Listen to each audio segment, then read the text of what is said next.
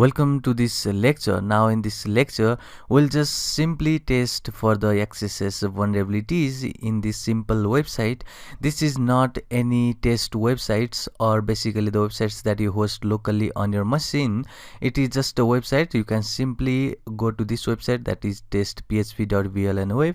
So it is simple website where we can just see our accesses attack skill in this lecture.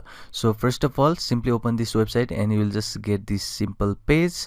So I have already said you in the previous couple of lectures that whenever you simply see the field that you can inject some basically anything that can be post, or basically that can be the field that you just inject some of the letters, so that is most vulnerable. So in this case, you can see simply in the left hand side you have the search art and the field where you can just put some of the letters or some of the alphabetical letters. So when I just say pop here and let me just press go, then simply see for where the pop or where that injected code is reflected. So in my case it is reflected over here in this pop. So that means whenever you write over here, so it can be anything, it can be hey, and if I just press go, then it will be just reflected after this source for. That means whatever you write in this field has been reflected in the page. That means this field is vulnerable. So when I just make simple payload now, so let me just quickly open my Sublime Text, and here I'll just make simple script. So I'll just open the script tag as usual, and now all I want to do is I want to just put the script tag and I want to give the alert message. So I'll just say that is you have been hacked or something like this, and now this is our script.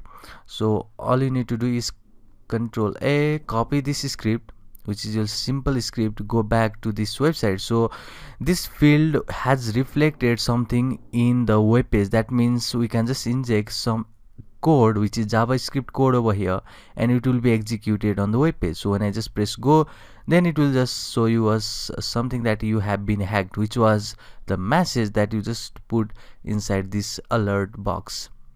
So that means this page has the XSS vulnerability. This field, particularly this field, has the XSS vulnerabilities. So next thing what you can see in this URL box is this parameter over here. So we have already discussed about the parameter, that whenever you search something on the Google, maybe if I just say something like, let me quickly say Ronaldo or something like this, then you could see that we have a query right over here which is saying that you have a two parameter. One is the client, which is saying that you are using the Firefox, and then another parameter here is Q, which is a query, and you have just searched for the Ronaldo over here. That means this is the another parameter, so we can just inject this over here. So that means anything that starts with this question mark is a parameter. So in this case we have a test as a parameter, so we can inject code over here. So let me put the same code that we just copied from here. So I'll just copy this and again go back and just paste it down here and see if this executes or not. So this has not been executed because we didn't get any message that is saying you have been hacked. That means this test field or the test parameter is not vulnerable because it has not reflected our code. So you can simply see anything that reflects to the web page has the XSS vulnerabilities. So let's check for another field or a parameter over here. So I'll just go to the categories. You can simply check for any field. I'll just go to this comment on this picture. So now I'll just say comment something like hey, but I won't give any name. So if I just press submit, then hey has not been reflected anywhere. So you see here, thank you for your comment is the predefined messages that you just get from this page, but the hey has not been reflected, which was your comment. So let's go back and again see that this comment has not been reflected. That means this comment field is not XSS vulnerable. So we'll just go to another field because we have the name field too. So I'll just say Udemy is name. So let me press submit, then you could see Udemy has been reflected in the page. That means this field, which was this field name field, has the XSS vulnerabilities. That means we can inject now our own payload, which is a simple payload over here in this field. So let's get back to this comment, and when I just paste the same code in the name, then you would see this would be just executed on the browser, and you will just get the message you have been hacked. That means this field or this comment or basically this name field is XSS vulnerable. So this is the way you can check for the XSS vulnerabilities on the web pages, and it is a simple way to do. And you can also see that we have something like you sign up page. So if you go to the sign up and see what this does, so if I just say test and again test, and if I just log in, then you could see that we have the name and the credentials. So you can just update this and see if this reflects or not. So if I just remove this John Smith and say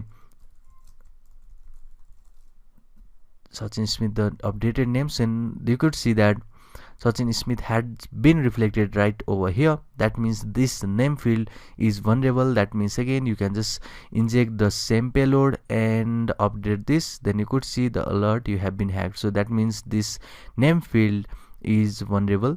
You can see for the credit card and see if this is vulnerable or not, and you can simply go to the sign up and you can check around this. You can go to the guest book, you can see for the your card and simply go to the guest book and put some messages. You can see hey and add messages. So hey has been reflected right over here. So that means you can just inject this code and see if this works or not. So you have been hacked is reflected. That means this field has also vulnerable.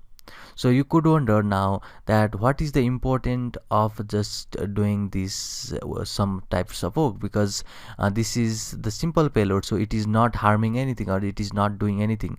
But in the broad way, you can just think that this whole field is vulnerable. That means you can just get the link, or basically you can inject some of the payloads which can be reverse shell, and you can just get access of that client. So that means we'll just learn about the beef and everything in the upcoming lecture, how to hook and just get control of the client browser from the hooking.js file with the beef framework. But in this lecture, in upcoming lectures, we'll just simply see and hunt for the XSS attack in the live websites. So see you in the next one.